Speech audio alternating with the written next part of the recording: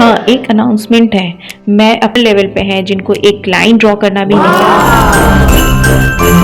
मैंने सोचा कि अभी मैंने 30 डेज़ रैपिड स्केचिंग चैलेंज लिया। क्वेश्चंस के ऊपर ही आज का मेरा वर्क कि जब भी हम पोर्ट्रेट बनाते हैं, जिस जगह पे होना चाहिए उस जगह पे ना होके वो हल्का सा स्लाइटली भी डिफरेंट आते, क्योंकि हम सबसे बड़ी गलती यही करते हैं। हमें अपने प्रोपोर्शंस, जजमेंट, एबिलिटी को अगर इंक्रीज करना है।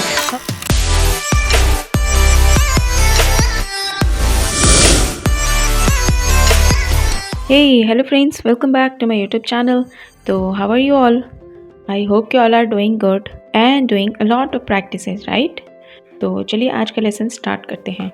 तो आज का लेसन स्टार्ट करने से पहले मैं बताऊं कि मैं आज लैंडस्केप की ही स्केचिंग करने वाली थी, लेकिन फिर मैंने सोचा कि अभी मैंने 30 डेज़ रैपिड स्केचिंग चैलेंज लिया हुआ है, तो चलो उसके ऊपर ही थोड़ा सा वीडियो बनाया जाए। तो मैंने आज प्रोपोर्शंस के ऊपर वर्क कर रही हूँ अभी फ़िलहाल में। तो मैं प्रोपोर्शंस के ऊपर ही आज का मेरा वर्क रहेगा, स्टिल लाइफ का, ठीक है।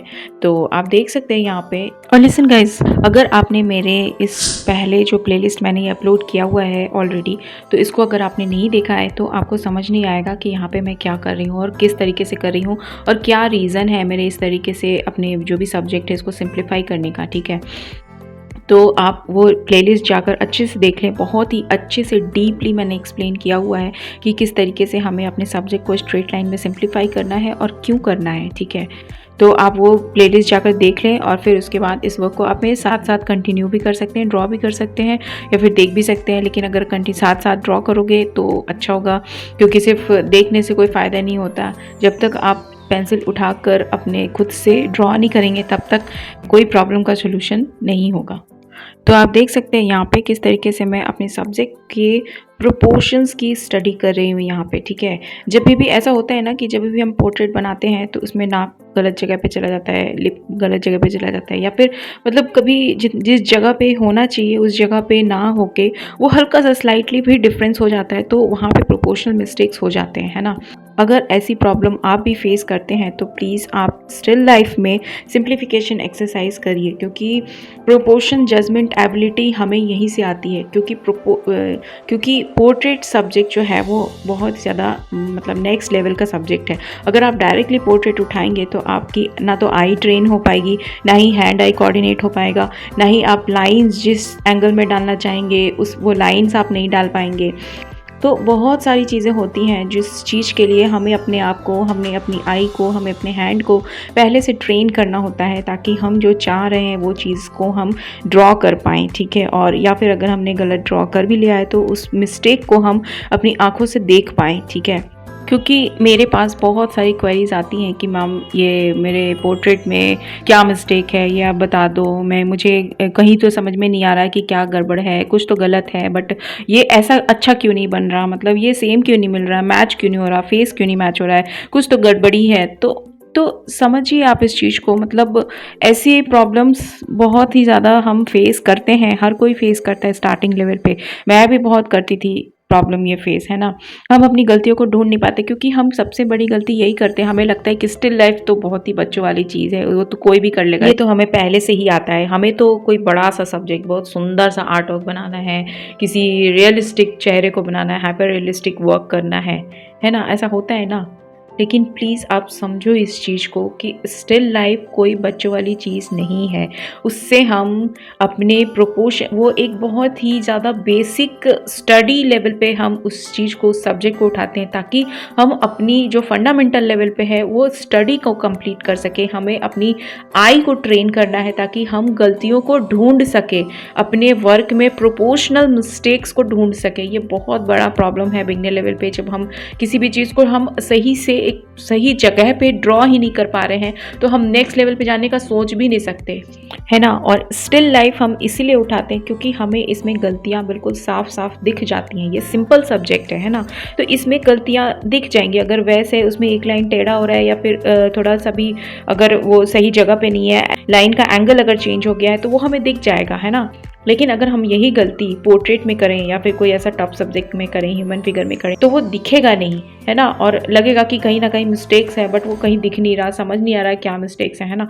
तो हमें अपने प्रोपोर्शंस, जजमेंट की एबिलिटी को अगर इंक्रीज करना है, हम चाहते हैं कि हम पोर्ट्रेट में अपने ह्यूमन फिगर के जो भी हमारा वर्क है उसमें हम गलतियों को ढूंढ सके, तो आपको स्टिल लाइफ में प्रैक्टिस करके अपने प्रोपोर्शन, जजमेंट, एबिलिटी को इंक्रीज करना होगा। And this is the best exercise, simplification exercise in still life, है ना।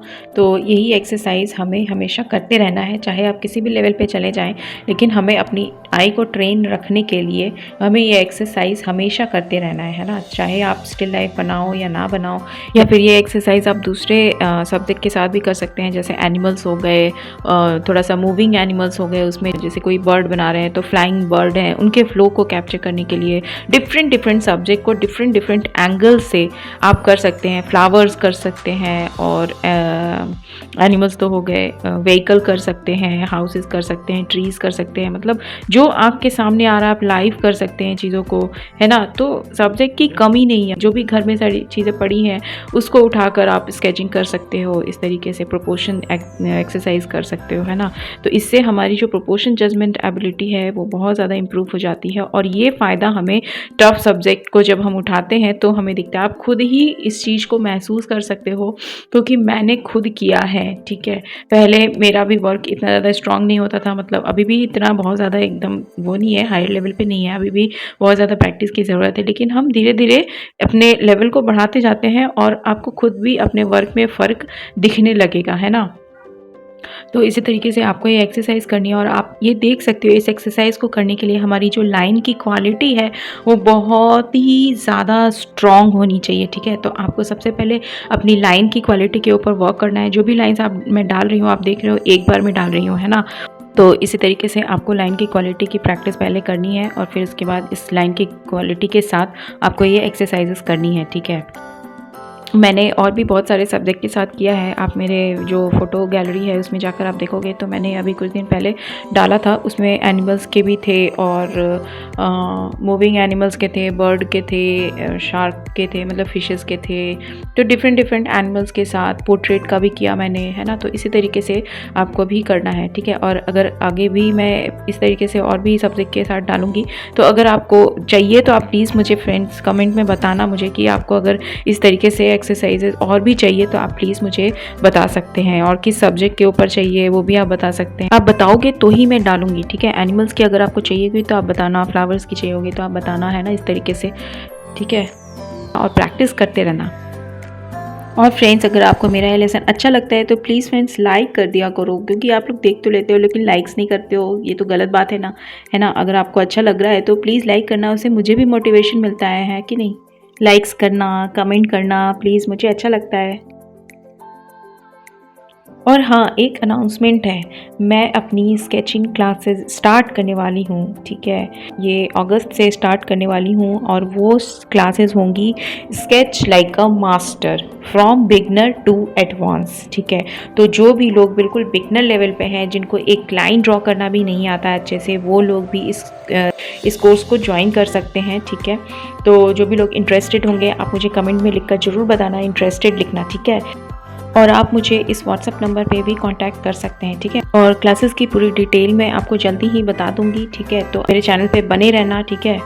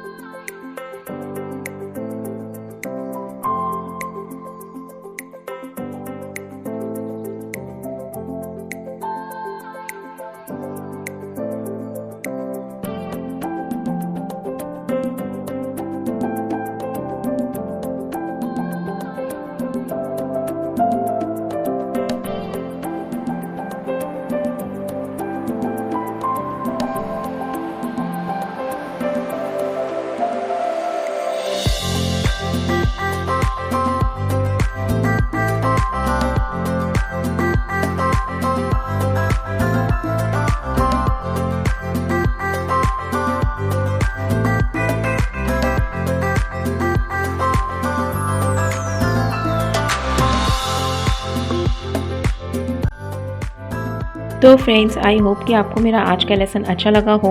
तो अगर आपको अच्छा लगा है तो प्लीज़ इस वीडियो को लाइक करना, प्लीज़ फ्रेंड्स लाइक करना है ना। और अगर आप मेरे चैनल पे नए हैं तो आप मेरे चैनल को सब्सक्राइब भी कर सकते हैं, क्योंकि मैं इसी तरीके से बहुत ज़्यादा बिगनर लेवल पे जो आर्ट के लेसन है, आर्ट के ट्यूटोरियल है, वो मैं लाती रहती हूँ, है ना। तो अगर आप सीरियसली बिल्कुल स्टार्टिंग लेवल से बिल्कुल एक प्रोफेशनल की तरह आप वर्क करना चाहते हैं, अपने वर्क को मैच्योर करना चाहते हैं, बिल्कुल प्रोफेशनल की तरह काम करना चाहते हैं, तो आप मेरे चैनल को सब्सक्राइब भी कर सकते हैं, है ना। और अगर आपको ये वीडियो थोड़ी सी भी इन्फॉर्मेटिव लगी हो तो प्लीज़ आप इसको शेयर भी करना, ताकि और लोगों तक भी पहुंच पाए।